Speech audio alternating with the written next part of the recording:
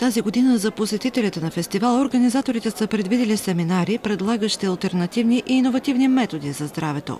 Идеята беше следната, тъй като много често се оплакваме от различни болешки, оплакваме се от лекарите, че не могат да ни лекуват, което съвсем не е така. Да се съберат хора, които предлагат понякога много простички и лесни начини да се справим с по-малките си болешки, вместо да взимаме лекарства и да ходим по болници.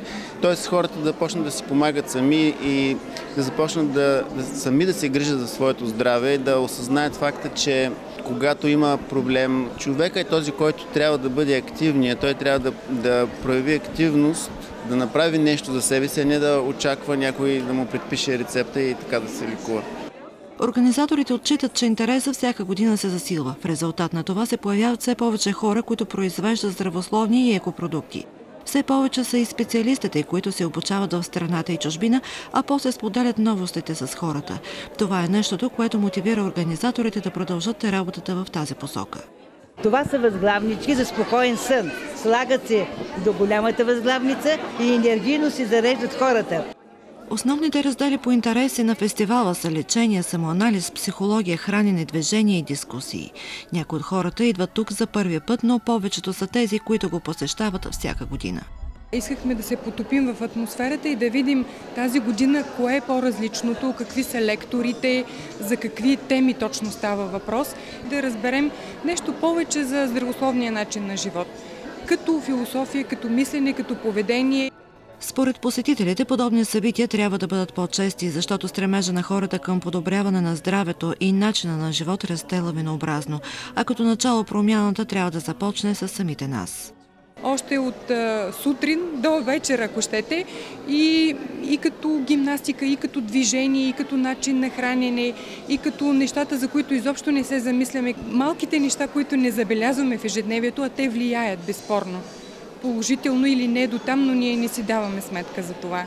Така че винаги човек има нужда да се обогати, да понаучи нечия друга гледна точка, а особено ако тя е поднесена от специалисти в съответната област. Основателен интерес предизвика фотографът на National Geographic Жером Калистър, който изнесе концерт на лечебна флейта.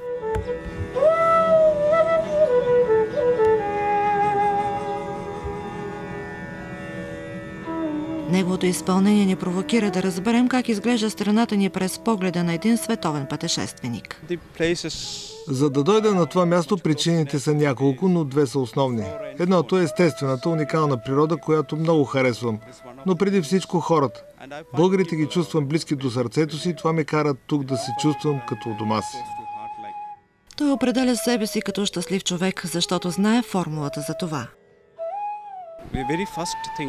Основното нещо е да разберем себе си, своите ограничения и своите възможности.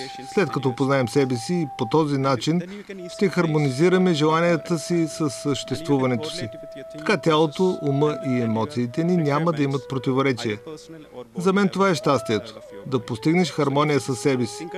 Така че моето скромно послание към вас е: бъдете себе си, опознайте себе си и споделете щастието си с другите. Тази година фестивал на здравето се пренесе и навън. В близост до хората, подготвени специалисти по лечебна гимнастика провокираха немалко да се включат в заниманията. Начините за постигане на щастие и хармония са много, но един от тях със сигурност е допера с децата. Формулата за щастие – да нямаш проблеми. Аз мисля, че човек, който няма проблеми, е един щастлив човек. С това зареждащо устройство дечицата – прекрасно.